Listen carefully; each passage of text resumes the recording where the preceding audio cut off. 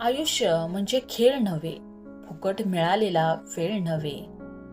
माणसाला आयुष्यामध्ये दोन गोष्टी हुशार बनवतात. एक म्हणजे त्याने वाचलेली पुस्तके आणि दोन म्हणजे त्याला आयुष्यामध्ये भेटलेली माणसे. जर आपल्याला आपली श्रीमंती मोजायची असेल तर आपल्याजवळ असणाऱ्या नोटा मोजू नका. जर कधी चुकून आपल्या डोळ्यामध्ये पाणी आलं तर पुसायला किती जण येतात यांची संख्या मोजायला पाहिजे. जीवनामध्ये अनंत अडचणीचा सामना करून प्रत्येकाला जगावंच लागतं, परंतु तरी सुद्धा चेहऱ्यावर हास्य ठेवायला पाहिजे.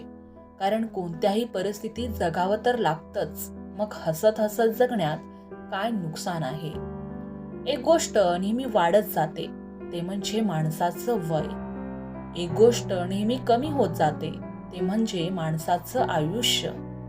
एक गोष्ट नेहमी बदलत जाते, ती म्हणजे माणसाची वृत्ती. आणि एक गोष्ट कधीच बदलत नाही, ते म्हणजे विधीच लिखित विधान. प्रत्येकाने आनंदी राहूयात, चांगले कर्म करूयात, ओठावर सत्यता, चेहऱ्यावर प्रसन्नता आणि मनामध्ये पवित्रता ठेवूयात. कारण ज्याचे मन मस्त त्यांचं आयुष्य मस्त. जीवनात तर आपल्याला शांतता हवी असेल तर दुसऱ्याशी वाद घालण्यापेक्षा आपण स्वतःला बदलून घ्यावे. कारण पूर्ण जगात कार्पेट टाकण्यापेक्षा स्वतःच्या पायात चप्पल घालणं केव्हाही सोपंच जातं.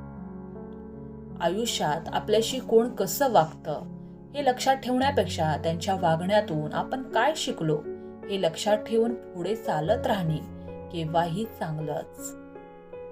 कोणी आपल्याशी कसं वागावं हे आपल्या हातात अजिबात नाही, पण त्यांच्या वागण्याचा आपण स्वतःवर किती परिणाम करून घ्यायचा हे मात्र आपल्या हातात आहे.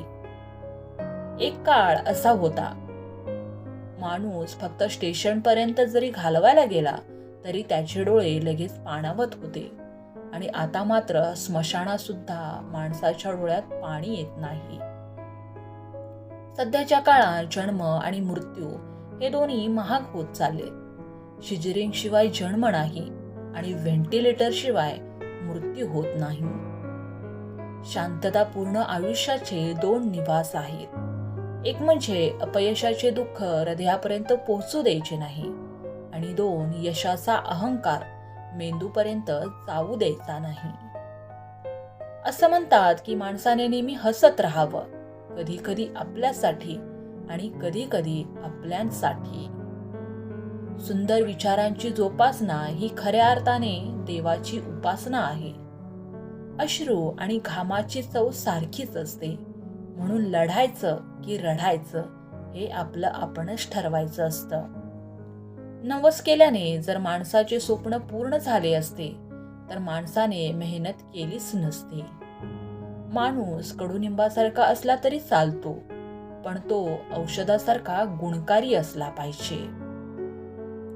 समोरच्या माणसाचं मत आपल्याला मान्य नसलं तरी आदर मात्र आपल्याला तसाच ठेवता आला पाहिजे. कलियुग नावाखाली माणसे अशी भरकटली, माणुसकी दिली सोडून आणि अविचाराने बरबटली. कालच्या वेदना सहन करत करत उद्याच्या सुखासाठी आज झालेली जीवाची ओढाताण म्हणजे आयुष्य. पैशाने मोठी असणारी माणसं पावला पावलावर भेटतात, पण मनाने मोठी असणारी माणसं भेटण्यासाठी पावले झिजवावी लागतात. असं म्हणतात की शहाणी माणसे घड्याळ आणि ज्ञान यांचा शोभेसाठी कधीही उपयोग करत नाही. आयत्या वाढलेल्या कुरणात चरणे पशुला शोभते, माणसांना शोभत नाही. दुसऱ्यांच्या सुखासाठी झटणारा प्रत्येक माणूस हा स्वतः सुखीच असतो. लबाडी ही एक तोकडी चादर आहे, तोंडावर घेतली की पाय उघडे पडतात. चंद्र आणि चंदन यांच्यापेक्षा सुद्धा संतांचा सहवास अधिक शीतल असतो. आपल्याजवळ नसताना सुद्धा दुसऱ्याला देण्यासारखी एक वस्तू म्हणजे सुख आहे. जीवात जीव असेपर्यंत जपू माणुसकीची नाती, का तर माणुसकीच राहते माग आणि देहाची होते माती. व्हिडिओ पाहिल्याबद्दल तुमचे मनापासून धन्यवाद. व्हिडिओ आवडला असेल तर कमेंट करा, लाईक करा, शेअर करा आणि तुम्ही आपल्या चॅनलवर नवीन असाल तर चॅनलला सबस्क्राईब करायला विसरू नका. धन्यवाद.